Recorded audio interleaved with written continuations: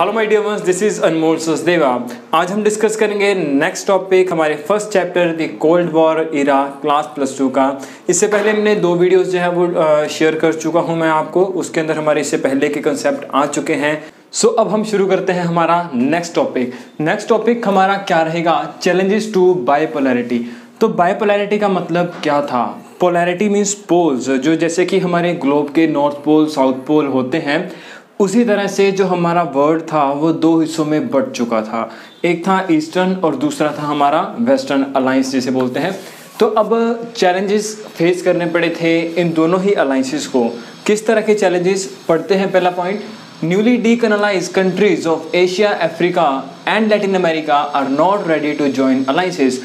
अब जो न्यूली जो डीकोलोनाइज हुई थी हमारी जो एशिया की कंट्री, लैटिन अमेरिका की और अफ्रीका की कंट्रीज़, वो किसी भी अलायंस को ज्वाइन करने के लिए रेडी नहीं थी। देन 1956 के अंदर जो यूगोस्लाविया, इजिप्ट और इंडिया के जो लीडर्स थे, इनका साथ दिया इंडोनेशिया और घना देश है एक। तो इन देशों ने 5 देशों ने मिलकर एक जो था मतलब संगठन बनाया, ऑर्गेनाइजेशन बनाई, जिसे नॉन अलाइड नेशंस या मूवमेंट कहा जाता था। तो ये 5 जो देश थे इन्हें कहा जाता था 5 members of non aligned movement. Means ये किसी भी देश का जो किसी भी अलायंस का मेंबर नहीं बनेंगे ये वाले। देन इनकी सबमिट हुई पहली बेलग्रेड के अंदर 1961 के अंदर जो हुई थी। उनके बेसिकली 3 फैक्टर्स थे।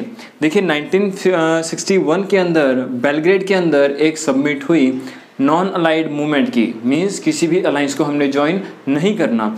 तो 3 फैक्टर पे काम कर रही थी। पहला था कोऑपरेशन अमंग 5। तो ये 5 कंट्रीज जो थी इन आपस में ये कोऑपरेट करेंगी, एक दूसरे की हेल्प करेंगी। सेकेंडली ये किस चीज़ पर फोकस कर रही थी? Dramatic entry of newly decolonised nation. जो अभी कुछ नेशन जो है डीकोलोनाइज हो रहे हैं, तो भी वो क्या करेंगे, वो कौन से मतलब अलायंस के अंदर जाएंगे या वो क्या करेंगे, उस चीज़ पर फोकस कर रहे थे। और तीसरी, growing tension of the Cold war. जो कोल्ड वॉर की जो टेंशन थी, प्रेशर था, वो काफ़ी बढ़ रहा था। तो इस चीज़ को देखते हुए इन्होंने जो था मतलब स्टेप्स लिए। तो देखते हैं क्या किया इन्होंने आगे। जो पहली सबमिट थी वो ली थी 25 मेंबर्स ने। तो पहली सबमिट के अंदर 25 मेंबर्स जो थे प्रेजेंट थे, और 18 सबमिट जो थी वो अज़रबैजान के अंदर हुई थी, जिसके अंदर 120 मेंबर्स तो एक्टिव थे और 17 मेंबर्स जो थे वो ऑब्जर्वर कंट्रीज थी। उसके बाद पॉलिसीज़ जो थी, देखिए बताना चाहूँगा मैं आपको, जो ये देश थे तो इनका जो नॉन अलाइड मूवमेंट के अंदर मीन्स किसी भी अलायंस को ज्वाइन नहीं करना, तो इसका मतलब ये नहीं था कि ये आइसोलेट रहेंगे, सबसे अलग कट कर रहेंगे, नहीं। बेसिकली इनका जो फंक्शन था वो ये रहना था कि किसी भी एक मेंबर का हमने सदस्य ना बनकर, किसी भी अलायंस को हमने ज्वाइन ना करके, दोनों के अंदर जो है पीस जो है वो डेवलप करनी है। ये इन जो नेशंस का जो था मेन रोल था। तो अब पढ़ते हैं next point, new international economic order. था कि इसके अंदर जो देश अभी डीकोलोनाइज हो रहे थे, तो ये कुछ छोटे छोटे देश थे, तो इनके सामने काफ़ी ज़्यादा दिक्कत जो थी वो सामने आई। कौन कौन सी थी वो? सबसे पहली थी majority of them were categorize as LDC। जो काफ़ी सारे देश थे वो LDC के अंदर कैटेगराइज किए गए। What is LDC? That is least development countries, जिनके अंदर डेवलपमेंट ना के बराबर थी, वो देश जो इनको मतलब उस कैटेगरी के अंदर ये देश आ रहे थे। Second is LDC was to be more developed to lift the people from the poverty. दूसरा इनके सामने चैलेंज क्या आ रहा था? अभी जो LDC हैं उन्हें अभी गरीबी से उभरने के लिए, ठीक है जी, लिफ्ट करने के लिए पॉवर्टी से, तो कुछ उनको जो है स्टेप्स लेने पड़ेंगे। Then economic development is also vital for independence of new country. और न्यू कंट्रीज को इंडिपेंडेंट होने के लिए भी इकोनॉमिक डेवलपमेंट हासिल करनी ज़रूरी थी। तो क्या हुआ? इन 3 मकसद को जो है हासिल करने के लिए इन्होंने क्या किया?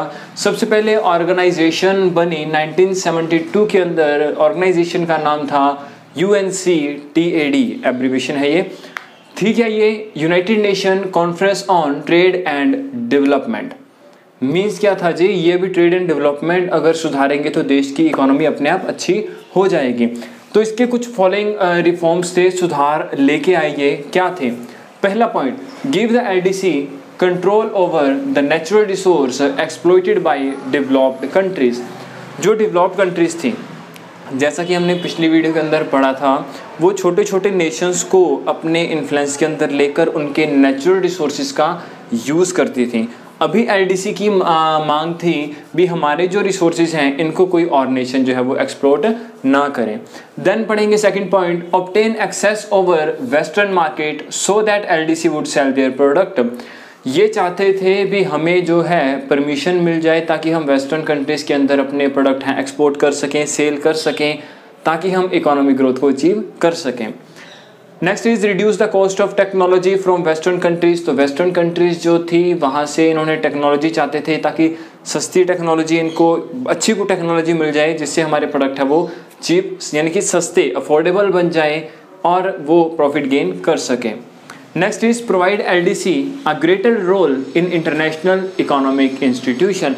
तो एलडीसी चाहती थी भी जो इकोनॉमिक इंटरनेशनल इकोनॉमिक जो इंस्टीट्यूशंस हैं वहाँ पर इन्हें हिस्सा मिले, वहाँ पर ये अपना रोल प्ले कर सकें। देन ये हमारे पॉइंट हो चुके हैं, ठीक है जी। ये ऑर्गेनाइजेशन के जो थे मेन इनके रिफॉर्म्स जो चाहते थे उनकी बात की हमने। बट अभी क्या था, 1970 के मिड तक तो ये काफ़ी ज़्यादा मतलब चर्चित रहा, काफ़ी ट्रेंड में रहा ये, और ये एक तरह से इकोनॉमिक प्रेशर ग्रुप बन चुका था। बट लेट 1980s के अंदर जो न्यू इंटरनेशनल इकोनॉमिक ऑर्डर था इसको अपोज किया गया डेवलप्ड कंट्रीज़ द्वारा, क्योंकि वो क्यों चाहेंगे भी कोई और देश हमारे कंपटीशन में आए, तो इसका अपोज भी काफ़ी हुआ। अब पढ़ते हैं India and the Cold war. देखिए जो इंडिया था ना उसका बहुत ही बड़ा रोल था कोल्ड वॉर के अंदर। क्या था वो? कोल्ड वॉर के अंदर नहीं, मीन्स कोल्ड वॉर को शांत करने के लिए। As a leader of non aligned movement India ने रिस्पॉन्स किया दो तरीके से। कैसे? पहला था to stay from two alliances. देखिए दोनों अलाइंसेस से इसने दूर रहना था, सबसे बात पहले ये क्लियर थी। पहला जो इसका मेन रोल था इंडिया का यही था। दूसरा क्या था, ये वॉइस रेस करता था, अपनी आवाज़ उठाता था किसके अगेंस्ट भी, ताकि जो नई डीकोलोनाइज कंट्रीज़ हो रही हैं वो किसी कंट्री का मेंबर ना बन जाए, तो उस चीज़ से भी ये ध्यान रखता था। तो क्रिटिसाइज़ किया गया इंडिया को। देखिए इंडिया ने दो पॉलिसीज़ बनाई थी। कौन कौन सी थी? पहली पॉलिसी थी इंडिया की नॉन अलाइड अलाउ इंटरेस्ट। देखिए जो नॉन अलाइड मूवमेंट के अंदर जो था वो लीड जो कर रहा था वो इंडिया कर रहा था। इंडिया को परमिशन मिल चुकी थी भी आप इंटरनेशनल डिसीजन ले सकते हैं, बट इसका क्रिटिसाइज़ किया गया। कैसे? देखिए सबसे पहले बात कर रहे थे इंडिया जो नॉन अलाइड मूवमेंट का हेड था, तो इसकी जो पॉलिसीज़ थी ना वो काफ़ी अनप्रिंसिपल्ड थी। ये इंटरनेशनल मुद्दे को ध्यान में ना रखते हुए अपने पर्सनली यानी कि अपने नेशन के बारे में सोचता था। ये इनके ऊपर एलिगेशन लगाया गया और इस तरह से इंडिया को क्रिटिसाइज़ किया गया। सेकंड इसकी पॉलिसी थी, इंडिया जो था वो उसकी पॉलिसी क्या थी, वो टिल्ट कर जाता था, मीन्स झुक जाता था। झुकना इन सेंस वैसे नहीं, ये दूसरी टीम की तरफ हो जाता था जब इसको लगता भी मेरी सुनवाई नहीं हो रही है या इसकी बात को वैल्यू नहीं किया जा रहा या इग्नोर किया जा रहा है। तो अगर यूएस की तरफ जो है मतलब यूएस की तरफ से इग्नोरेंस मिले तो इंडिया जो है वो यूएसएसआर की तरफ टिल्ट कर जाता, और सेम एज जब यूएसएसआर की तरफ से अगर उसको इग्नोरेंस मिले तो यूएस की तरफ टिल्ट कर जाता। तो इसको देखते हुए क्रिटिसाइज़ किया गया क्या, that it is considered that India was inconsistent. India जो है इनकंसिस्टेंस है। कैसे? देखिए 1971 के अंदर इंडिया ने 20 ईयर्स की एक फ्रेंडशिप ट्रीटी साइन की यूएसएसआर के साथ, बट आफ्टर दैट जब बांग्लादेश का क्राइसिस हुआ तब इस ट्रीटी को ध्यान में ना रखते हुए इंडिया ने 1% भी नहीं सोचा, इस फ्रेंडशिप ट्रीटी को सामने नहीं आने दिया और यूएस से इसने मिलिट्री हेल्प जो थी वो गेन की। तो क्या था ये, मतलब क्या है, इंडिया दोनों तरफ से फ़ायदा ले रहा था। तो इस बात से इंडिया को जो है क्रिटिसाइज़ किया गया। फिर धीरे धीरे चलते 1971 के अंदर नहीं 1991 के अंदर जो कोल्ड वार था वो एकदम शांत हो गया, बट जो कुछ पॉलिसीज़ थी वो चलती रही। लाइक दोनों के बीच में, सारे नेशन के बीच में जो है वो पीस बनी रही। कोल्ड वार क्यों ख़त्म हुआ था? क्योंकि जो अब यूएसएसआर था वो डिसइंटीग्रेट हो चुका था, वो अलग हो चुका था, अब रशिया बन चुका था। तो इतनी सिंपल सी बात है। इस चैप्टर के अंदर आपका चैप्टर ख़त्म होता है। इस चैप्टर के रिगार्डिंग जो भी आपके नोट्स रहेंगे वो आपको नीचे दिए गए लिंक के अंदर आपको मिल जाएंगे। और अगर आपको कुछ पर्सनली कोई डाउट हो, पूछना हो किसी पर्टिकुलर टॉपिक के बारे में, तो मेरा नंबर इसके अंदर है, आप व्हाट्सएप कर दीजिएगा, आपको सोल्यूशन मिल जाएगा। सो मिलते हैं नेक्स्ट वीडियो के अंदर नेक्स्ट चैप्टर के साथ। तब तक आप इस चैप्टर को अच्छे से रिवाइज कर लीजिएगा, जब भी आपको टाइम मिले सुनते रहिएगा। एक अच्छा श्रोता ही एक अच्छा वक्ता होता है। A good listener is always a good speaker. और पढ़ते रहिए। That's all, thank you so much.